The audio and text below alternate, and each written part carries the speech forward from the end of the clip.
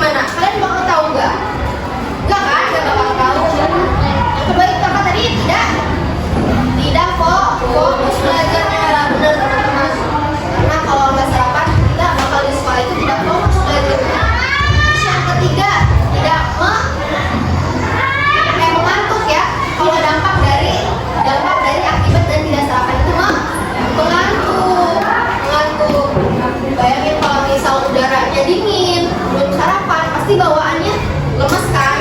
Lemes jadi ngantuk. Jadi kayak mau belajar juga males udah ngantuk, mending tidur aja.